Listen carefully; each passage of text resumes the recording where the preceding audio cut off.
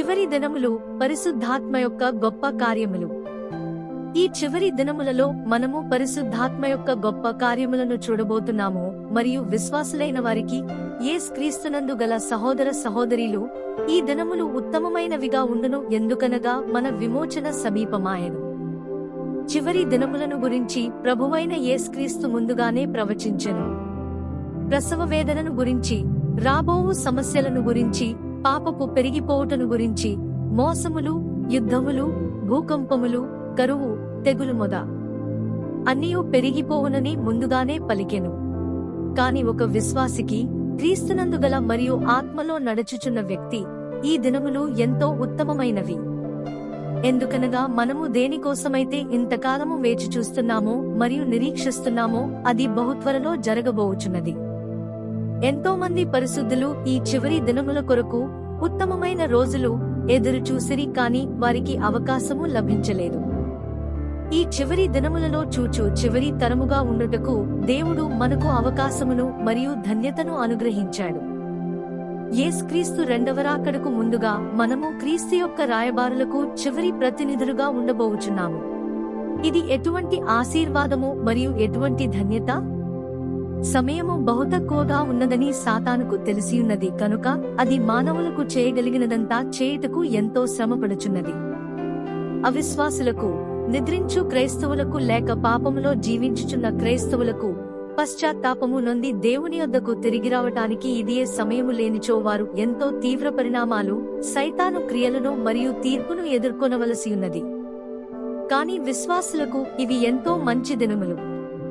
ఈ చివరి దినములలో మన ప్రభువు విశ్వాసులకు 5 ముఖ్యమైన వాగ్దానములనిచ్చియున్నాడు. తన ప్రజలను మరింత బలవంతులుగా మరియు శక్తివంతులుగా చేయుటకు అవి జరుగుచున్నవి మరియు జరగబోచున్నవి. ఈ చివరి దినములలో మన ప్రభువు యొక్క బలమైనటువంటి మరియు ప్రోత్సాహపరచునట్టి వాగ్దానములు. 1. సర్వ శరీరులపై పరిశుద్ధాత్మ కుమ్మరింపబడుట. యోవేలు 2:28-29 వరకు. చివరి దినములలో తరువాత నేను సర్వజనుల మీద నా ఆత్మను కుమ్మరింతును.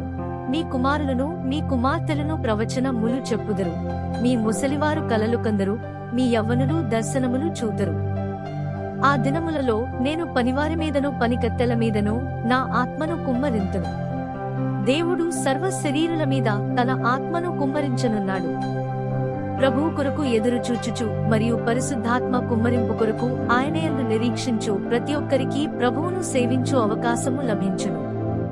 పరిశుద్ధాత్మ కుమ్మరింపబడుట జరుగుచున్నది మరియు జరగబోచున్నది. కుమారులు, కుమార్తెలు ప్రవచించుచున్నారు, ముసలివారు కలలు కనుచున్నారు, యవ్వనస్తులు దర్శనములు చూచుచున్నారు.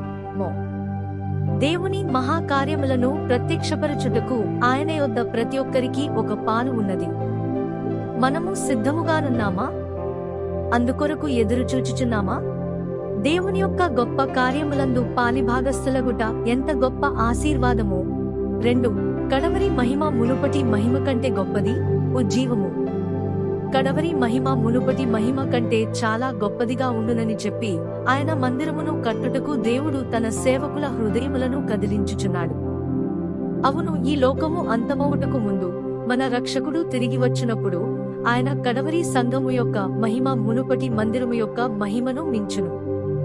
హగ్గయి 2:6-9. మరియు సైన్యములకు అధిపతియగు యెహోవా సెలవిచ్చినదేమనగా, ఇక కొంతకాలము ఇంకొకమారు ఆకాశమును భూమిని సముద్రమును నేలను నేను కంపింపజేతును. నేను అన్యజనులనందరినీ కదలింపగా అన్యజనులందరి యొక్క ఇష్టవస్తువులు తేబడును. నేను ఈ మందిరమును మహిమతో నింపుదును. ఇదే సైన్యములకు అధిపతియగు యెహోవా వాక్కు. ఈ కడవరి మందిరము యొక్క మహిమ మునుపటి మందిరము యొక్క మహిమను మించునని సైన్యములకు అధిపతియగు యెహోవా సెలవిచ్చుచున్నాడు. మనము అందు నిమిత్తమై ఎదురుచూచుచున్నామా మరియు సిద్ధముగానున్నామా? ఒకవేళ అవును అంటే దేవుని గొప్ప కార్యములలో పాలు పంచుకొనుట ఎంత గొప్ప ఆశీర్వాదము! 3. సువార్త రాయబారులు, సాక్షులుగా ఉండటము. మత్తయి 24:14. చివరి దినములలో మరియు ఈ రాజ్య సువార్త సకల జనములకు సాక్షార్థమై లోకమందంతటను ప్రకటింపబడును. అటు తరువాత అంతము వచ్చును. సువార్తను ప్రపంచ నలుమూలలకు తీసుకుని వెళ్ళడానికి దేవుడు అనేకులను లేపుచున్నాడు, ఇంకా అనేకులను ప్రేరేపించుచున్నాడు. క్రీస్తునకు సాక్షులుగా ఉండుటకు మనకు ఒక గొప్ప అవకాశము ఉన్నది. అవును, మనము క్రీస్తు పాదముల యొద్ద ఎదురుచూచుచు మరియు ప్రార్థన చేయుచు ఉన్నట్లయితే ప్రభువైన యేసుక్రీస్తు పరిశుద్ధాత్మతో మనలను నింపి ఆయనకు సాక్షులుగా అనేక ప్రదేశములకు మనలను నడిపిస్తాడు. ఈ చివరి దినములలో యేసుక్రీస్తు సాక్షులుగా నిలువబడే అవకాశము మరియు దేవుని గొప్ప కార్యములలో పాలుపంచుకొనటం ఎంతో గొప్ప ఆశీర్వాదము. 4. ఆత్మల రక్షణ. ప్రవక్త అయిన యోవేలు ద్వారా ప్రవచించబడెను.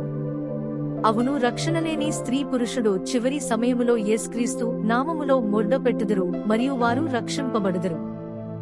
యోవేలు 2:32.